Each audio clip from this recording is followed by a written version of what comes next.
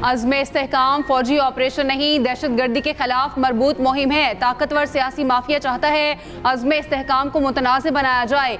इंतहाई संजीदा उमूर को सियासत की भेंट चढ़ाया जा रहा है। DGISPR लेफ्टिनेंट जनरल अहमद शरीफ चौधरी की न्यूज़ कॉन्फ्रेंस। कहा ये चाहते हैं नेशनल एक्शन प्लान के मकासद हासिल न किए जा सके। एपेक्स कमेटी इजलास के बाद इलामिये पर कन्फ्यूजन फैल गई। बयानिया बनाया गया, ऑपरेशन हो रहा है, लोगों को इलाकों से निकाला जा रहा है। मुल्क में कोई नो गो एरिया नहीं, किसी को घर से नहीं निकाला जाएगा। अज़्म इस्तेहकाम का मकसद दहशतगर्दों और जराइम पेशा माफिया का ताल्लुक खत्म करना है। अज़्म इस्तेहकाम हमागीर मुहिम है जिसे मौसर कानून साजी के जरिए बाइख्तियार बनाया जाएगा।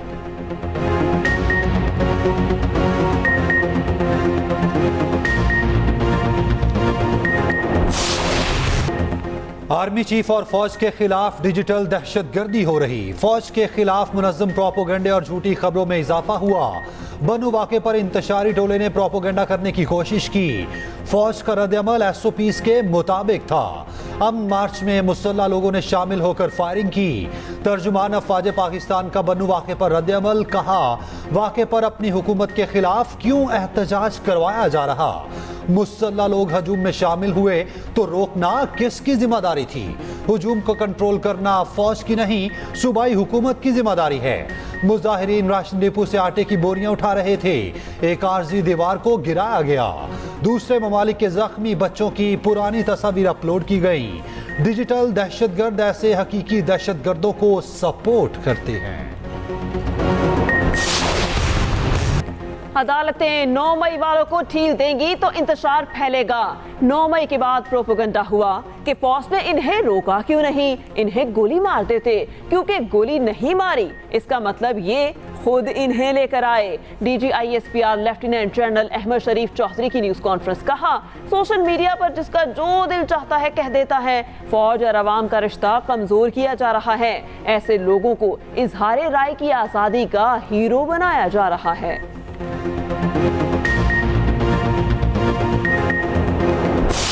पाकिस्तान के 6 मुल्कों से बॉर्डर लगते हैं ना, लेकिन बाकी मुल्कों के साथ तो वो सारे पासपोर्ट पे जाते हैं। They are normal borders, visa system है। तो ये हमारा बॉर्डर क्यों कि यहाँ पे तस्करे पे, यहाँ पे शनाख्ती कार्ड दिखा के अंदर चले जाएं।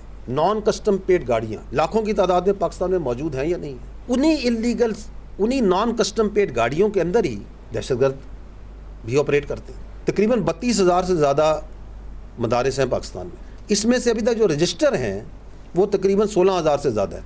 दैट मीन्स कि 50% के लगभग मदारिस का पता ही नहीं कि वो कहाँ हैं, कौन चला रहा है, कौन पढ़ रहा है। क्या ये फौज नहीं करना? अफगानिस्तान का बॉर्डर 6 मुल्कों से लगता है। 5 मुल्कों से आमदोरफ्त पासपोर्ट और वीज़े से होती है। पाकिस्तान ने पासपोर्ट की शराइत लगाई तो एहतजाज शुरू हो गया। मुजाहिरीन का बस एक मुतालबा है, स्मगलिंग करने दी जाए।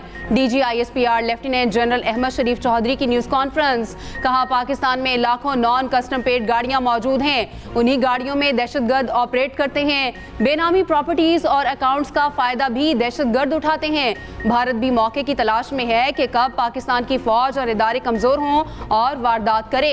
एक सवाल के जवाब में कहा पूरी कौम ने खारजी फितने के सरबराह नूर वली की ऑडियो सुनी। वो स्कूल, कॉलेजेस और अस्पतालों को बमों से उड़ाने का हुक्म दे रहा है।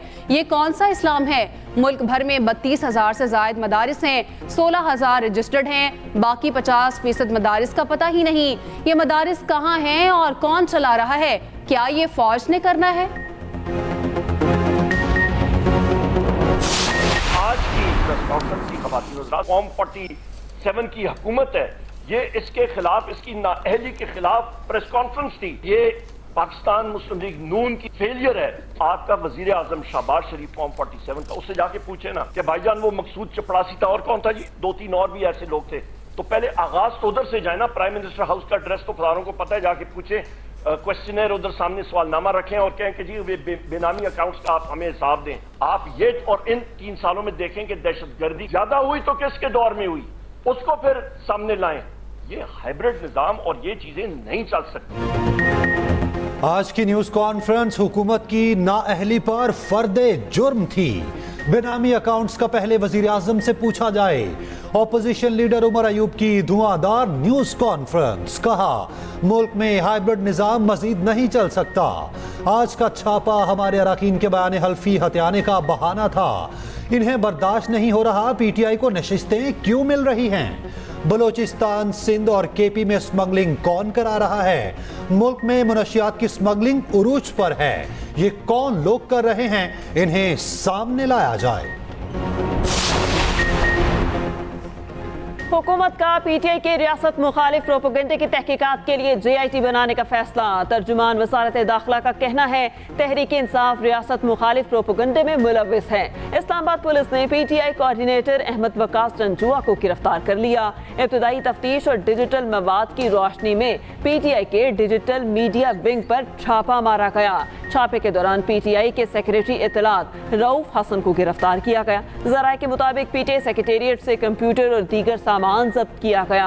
पीटीआई का डिजिटल मीडिया मरकज इंटरनेशनल डिसइंफॉर्मेशन का गढ़ बना हुआ था।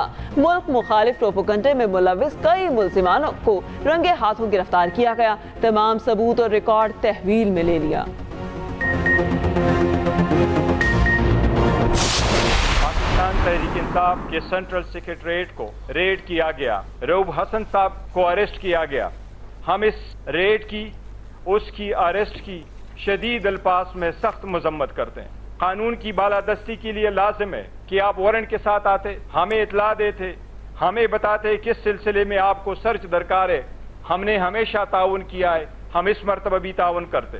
ये मकसद किसी भी केस की इंक्वायरी नहीं है। हमारे पास सुप्रीम कोर्ट के ऑर्डर के मुताबिक 41 एफिडेविट है जो हमने जमा की हैं। हमारे ऑफिस में पंजाब के MPAs के एफिडेविट्स मौजूद थे। हमारा सारा रिकॉर्ड कब्जे में लिया गया, इंक्लूडिंग हमारे डॉक्यूमेंट। तहरीक इंसाफ की रऊफ हसन की गिरफ्तारी की मजम्मत। चेयरमैन पीटीआई बैरिस्टर गौहर कहते हैं सियासी जमात के दफ्तर पर हमला काबिल जवाज नहीं। सर्च वारंट के साथ आते तो आपके साथ ताउन करते। पुलिस ने हमारे अरकान के तमाम बयान हल्फी तहवील में ले लिए। असद कैसर ने कहा हमारे MNAs को 3 तरह की पेशकश आ रही हैं। कितने पैसे चाहिए, वजारत चाहिए, नहीं तो केसेस के लिए तैयार हो जाओ। शिबली फराज ने कहा सुप्रीम कोर्ट के फैसले में रुकावटें डाली जा रही हैं, अदालत जाएंगे।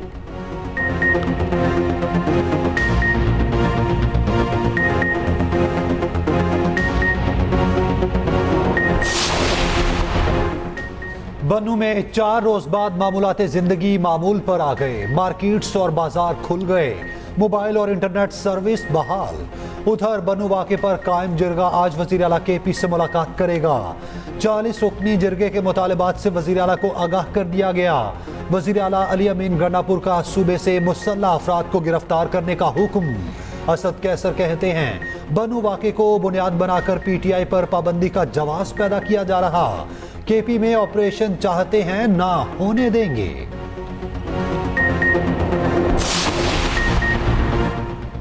बन्नू एहतजाज में पीटीआई ने अपने लोग शामिल किए। वजीर सफीरान अमीर मुकाम की न्यूज़ कॉन्फ्रेंस, कहा इनका मंसूबा था कि मुल्क में लाशें गिर जाएं। कैदी का प्लान था कि मुल्क में खूनरेजी हो।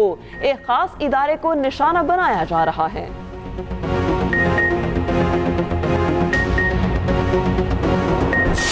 मैं यही आपसे गुजारिश करूंगा कि घटिया अफवाहों पे बिल्कुल भी कान ना धरें।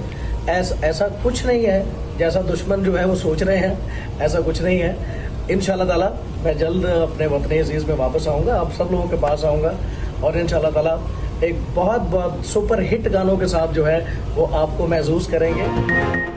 मारूफ गुलूकार राहत फतेह अली खान की दुबई में गिरफ्तारी की तरदीद। वीडियो बयान में कहा गिरफ्तार नहीं हुआ, एयरपोर्ट पर आम सी चेकिंग और सवाल जवाब हुए।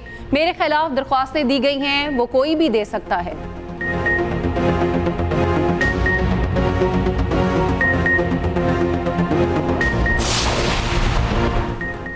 खलीलुर रहमान कमर हनी ट्रैप का शिकार। मरकजी मुलजिमा आमना उरूज गिरफ्तार, 12 साथी भी धर लिए गए। बयान में कहा खलीलुर रहमान कमर से 10 से 15 दिन तक बात हुई। खलीलुर रहमान कमर ने मिलने का कहा, मैंने घर बुला लिया। पुलिस के मुताबिक खलीलुर रहमान को 2 घंटे हब्से बेजा में रखा गया। 1 करोड़ भत्ते का मुतालबा किया गया।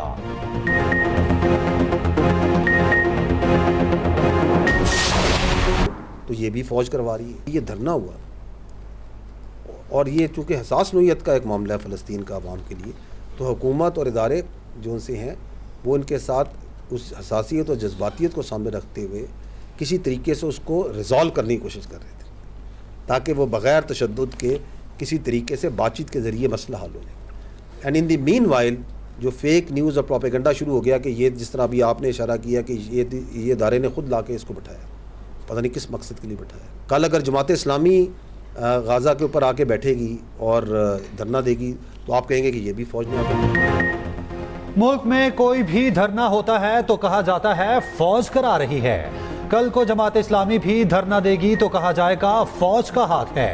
DGISPR लेफ्टिनेंट जनरल अहमद शरीफ चौधरी की न्यूज़ कॉन्फ्रेंस। तहरीक लब्बैक पाकिस्तान के हालिया धरने में फौज का किरदार मुस्तरद कर दिया। कहा धरने का मौजू फ़लस्तीन था, मौजू की हसासियत मद्देनजर रखकर मामला हल करने की कोशिश कर रहे थे। प्रोपोगेंडा किया गया कि इस धरने में फौज का हाथ है। हुकूमत और अफवाज पाकिस्तान का गजा पर मौक़िफ़ बहुत वाज़े है।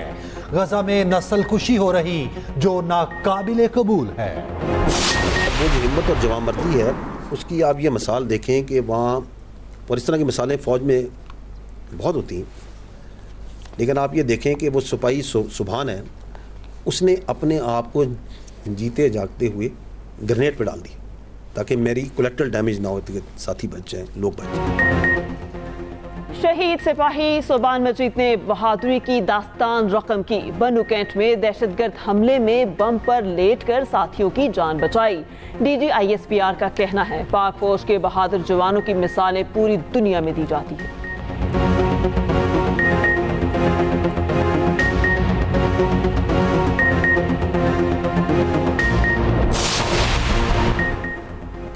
बानी PTI का GSU के सामने एहतजाज की कॉल देने का एतराफ।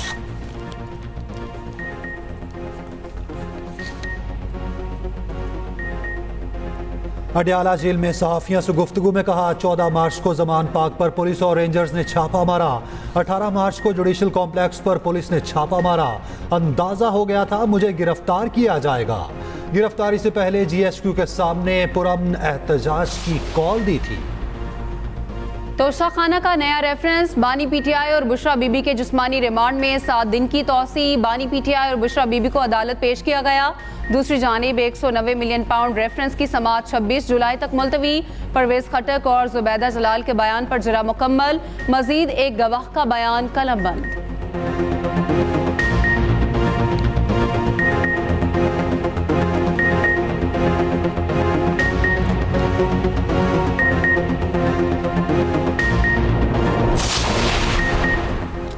PTI international media coordinator Ahmad Waqas Janjua इंसदादे दहशतगर्दी अदालत में पेश। तफ्तीशी अफसर ने अदालत को बताया अहमद जंजुआ से धमाका खेज मवाद बरामद हुआ। अदालत ने 7 रोज़ा जिस्मानी रिमांड दे दिया। उधर इस्लामाबाद हाई कोर्ट ने अहमद जंजुआ की गिरफ्तारी सामने आने पर बाजियाबी की दरख्वास्त निपटा दी।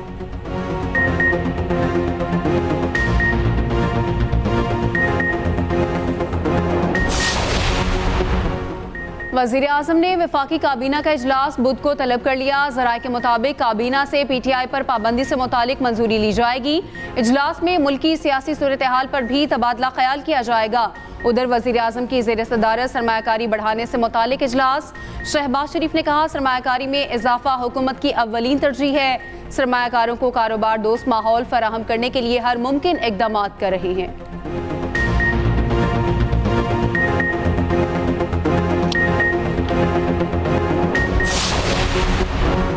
लाहौर की ATC में 9 नए केसेस की समाअत। शाह महमूद कुरैशी को वीडियो लिंक के जरिए पेश करने की दरख्वास्त मुस्तरद। ज़ाती हैसियत में पेश करने का हुक्म। समाअत 25 जुलाई तक मुलतवी। मुल्ज़िमान के वकला को गवाहों के बयान पर जिरा करने का हुक्म।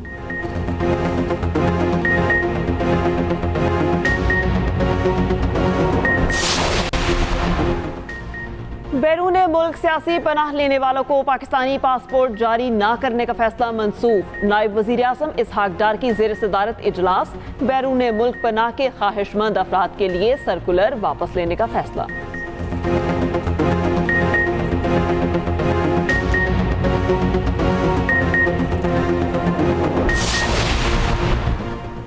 वज़ीर आला पंजाब मरियम नवाज का चिकन की कीमतों में मुसलसल इजाफे पर इजहार तशवीश, इजलास तलब कर लिया। कीमत का तयन करने के लिए रेगुलेटरी मैकेनिज्म तश्कील देने का हुक्म। कहा महंगाई किसी सूरत काबिल कबूल नहीं। चिकन की कीमत आम आदमी की पहुंच से बाहर नहीं होनी चाहिए। उधर वज़ीर आला पंजाब से स्पीकर पंजाब असम्बली मलिक अहमद खान की मुलाकात, सियासी सूरत हाल समेत अहम उमूर पर गुफ्तगू।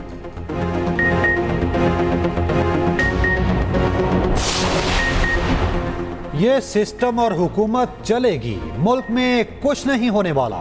सीनियर वजीर सिंध शर्जील मेमन कहते हैं लोग मुख्तलिफ अंदाज में मनफी बातें फैलाते हैं। सुप्रीम कोर्ट के फैसले में वो रिलीफ दिए गए जो मांगे नहीं गए।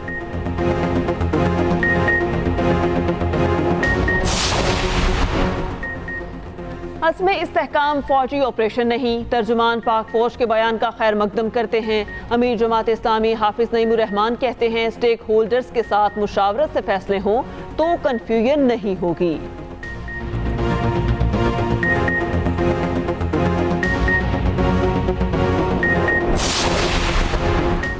कराची में आज भी बादलों की बरसात, मुख्तलिफ इलाकों में बारिश, मौसम खुशगवार। सुरजानी टाउन में जोहड़ में डूबकर 12 साला लड़की जाँ बहक। उधर मानसून का चौथा स्पेल आज से शुरू होगा। इस्लामाबाद, पंजाब और केपी में जुमेरात तक बादल बरसेंगे। कश्मीर और गिलगित बल्तिस्तान में 27 जुलाई तक बारिशों का इम्कान। बलोचिस्तान और सिंध में मंगल और बुध को बारिश मुतवक्की।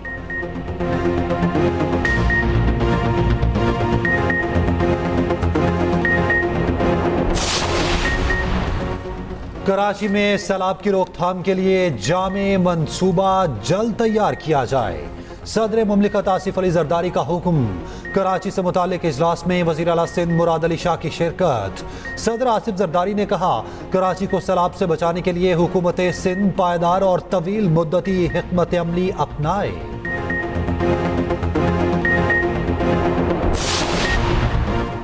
बांग्लादेश में सुप्रीम कोर्ट के फैसले के बावजूद एहतजाज जारी। मुजाहिरीन का गिरफ्तार साथियों की फौरी रिहाई का मुतालबा। हुकूमत को 48 घंटे का अल्टीमेटम दे दिया। कर्फ्यू के खात्मे और यूनिवर्सिटीज खोलने का भी कह दिया।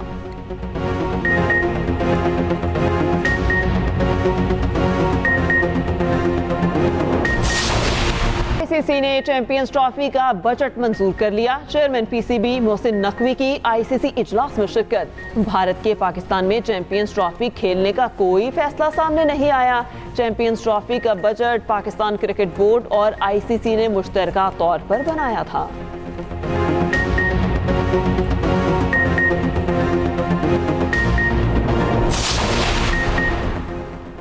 पाकिस्तान शाहीन्स ने बांग्लादेश ए को 148 रन से हरा दिया। 428 रन के हदफ के ताकुब में बांग्लादेशी टीम 279 रन पर आउट।